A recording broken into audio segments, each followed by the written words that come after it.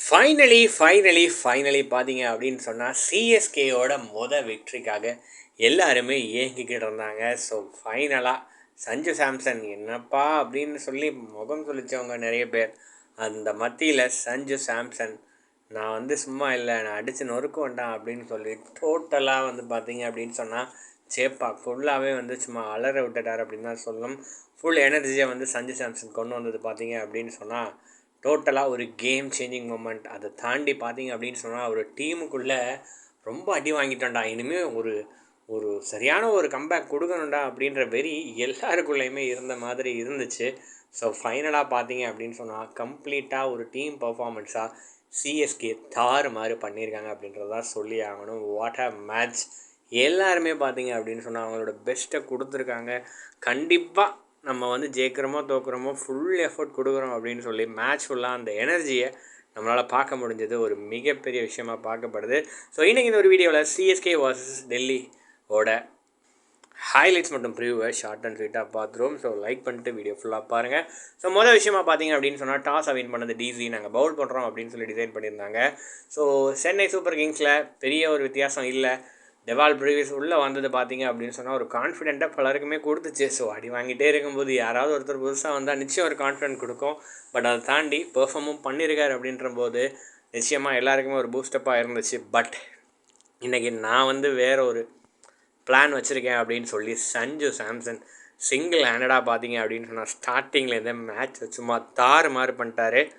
ஸ்டார்டிங்கில் ருத்ராஜ் ஜெய்க்வாட் ஓகே அந்த பக்கம் சஞ்சு அடிக்கிறான்னு சொல்லி கொஞ்சம் ஸ்லோவாக ப்ளே பண்ணார்.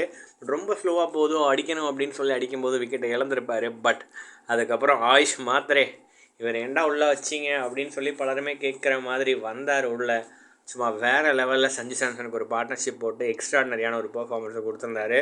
சஞ்சு சாம்சன் அந்த பக்கம் சான்ஸே இல்லை, 3 மேட்ச் அடிக்கலன்னு என்னடா பேசுகிறீங்க அப்படின்ற மாதிரி இந்த ஒரு மேட்ச்சில் நான் அந்த இந்தியாவுக்காக அந்த 3 செஞ்சுரி மிஸ் ஆன மாதிரி இங்கே மிஸ் ஆகாது அப்படின்ற மாதிரி செஞ்சுரி ஒன்று போட்டு டோட்டலாக பார்த்தீங்க அப்படின்னு சொன்னால் எல்லாருக்குமே ஒரு மிகப்பெரிய சர்ப்ரைஸை கொடுத்துருக்காரு.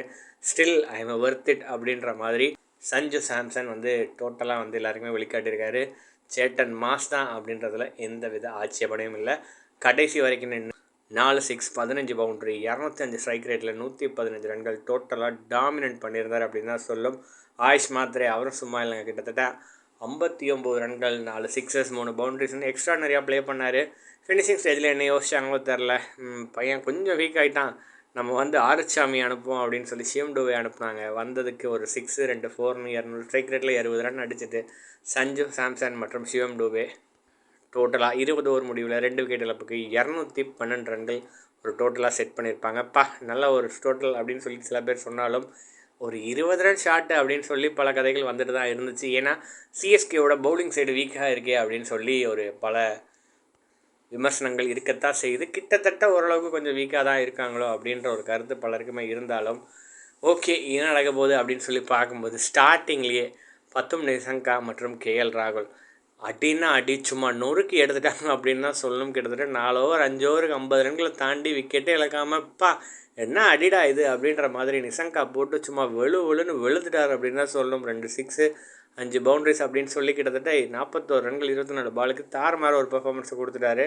ஸோ டோட்டலாக ஒரு டாமினன்ஸ் கேஎல் ராகுல் ஒரு 6 2 4ன்னு டோட்டல் டாமினன்ஸ் ஒன்று கொடுத்துட்டே இருந்தாங்க. பட் ஃபைனலாக கலீல் அகமத் ஒரு விக்கெட் எடுப்பார். அடுத்ததாக பேக் டு பேக் பார்த்தீங்க அப்படின்னு சொன்னால் விக்கெட் வந்துக்கிட்டே இருந்துச்சு. அந்த ஒரு back to back wicket taking டோட்டலாக இன்றைக்கி சிஎஸ்கே அவ்வளோதான் அப்படின்னு சொல்லி நினைக்கும் போது இல்லை, மேட்சை நாங்கள் திருப்பி கொண்டு வரோம் அப்படின்னு சொல்லி பவுலிங் சைட்லேயுமே சிஎஸ்கே பெர்ஃபார்ம் பண்ணது தான் ஒரு கம்ப்ளீட் ஒரு டீம் ஒர்க் மாதிரி இங்கே நமக்கு தெரிஞ்சது.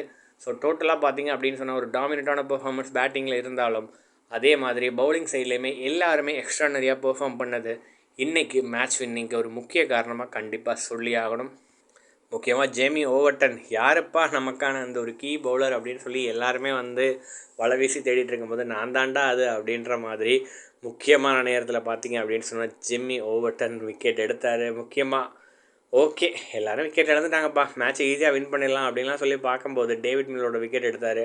அது ஒரு கேம் சேஞ்சிங் மூமெண்ட்டாக இருந்துச்சு. பட் எண்டிங் ஸ்டேஜில் ஸ்டப்ஸ் நான் இருக்கேன்டா, நான் தனியாக என்ன மேட்சை வின் பண்ணி கொடுக்குறேன் அப்படின்னு சொல்லி ஒரு எக்ஸ்ட்ரானரியான ஒரு பெர்ஃபார்மன்ஸை கொடுத்துருந்தாரு. 3 6 4 பவுண்ட்ரிப்பா என்னடா இப்படியே போயிட்டு இருந்தால் மேட்ச் போயிருமோ அப்படின்னு சொல்லி நினைக்கும் போது ஃபைனலாக பார்த்தீங்க அப்படின்னு சொன்னால் ஜிம்மி ஓவர்டன் அவரோட விக்கெட்டுமே எடுப்பார். அதுக்கப்புறம் தான் எல்லாருமே பெருமூச்சு விட்டுற அளவுக்கு அங்கே ஒரு மூமெண்ட் க்ரியேட் ஆச்சு. அப்பா சிஎஸ்கேவோட ஒரு விக்ட்ரியை பதிவு பண்ணுறோண்டா அப்படின்னு சொல்லி எல்லாருக்குள்ளேயுமே ஒரு மிகப்பெரிய சந்தோஷம் கிளம்பிச்சு. ஜிம்மி ஓவர்டன் சிஎஸ்கேவோட ஒரு நோட்டிசபிள் பவுலராக வலம் வந்தால் சிஎஸ்கேக்கு ஒரு மிகப்பெரிய பாசிட்டிவ். ஒரு கீ பவுலராக நிச்சயமான நேரத்தில் முக்கியமான நேரத்தில் விக்கெட் எடுத்து கொடுத்து டோட்டலாக இன்னையோட வின்னிங்க்கு முக்கிய காரணமாக இருக்கார். ஹோப் இதுவே கண்டினியூ ஆனால் சிஎஸ்கேக்கு ஒரு மிகப்பெரிய பாசிட்டிவாக இருக்கும். ஸோ ஃபைனலாக பார்த்தீங்க அப்படின்னு சொன்னால் சிஎஸ்கே 23 ரன் வித்தியாசத்தில் டெல்லியை ஆல் அவுட் பண்ணி இந்த ஒரு மேட்ச்சை வின் பண்ணியிருப்பாங்க. ஸோ டோட்டல் ஒரு டாமினன்ஸ் சிஎஸ்கேக்கான ஒரு விக்ட்ரி கிடச்சிருக்கு. இந்த ஒரு எனர்ஜியில் இந்த ஒரு பூஸ்டப்லேயே பார்த்தீங்க அப்படின்னு சொன்னால் சிஎஸ்கே தாறுமாறு பண்ணாங்க அப்படின்னு சொன்னால் டோட்டலாக ஹேட்ஸ் ஆஃப் சிஎஸ்கேவோட இந்த ஒரு விக்ட்ரியை பற்றி உங்களோட கருத்துக்களை கமெண்ட்டில் பதிவு பண்ணுங்கள். முக்கியமாக பலருமே இப்போ கரண்ட்டில் ட்ரெண்டிங்காக போகிறேன் ராஜ்பிரியனோட வீடியோ பதுங்கி இருந்த மனுஷன் எப்படா வெளியே காட்ட போகிறான் அப்படின்னு சொல்லி எல்லா எதிர்பார்த்துருந்தாங்க. ஹோப் அதுவுமே வெளியாகி என்ன நடக்குது, சிஎஸ்கே ஃபேன்ஸ் ஓப்பன் அப் ஆகி பேசுகிறதுக்கு இப்போ ஒரு சான்ஸும் கிடச்சிருக்கு அப்படின்னு தான் சொல்லணும். ஒரு பூஸ்ட் எல்லாருக்குமே தேவைப்பட்டுச்சு, ஒரு எனர்ஜி பூஸ்டப்.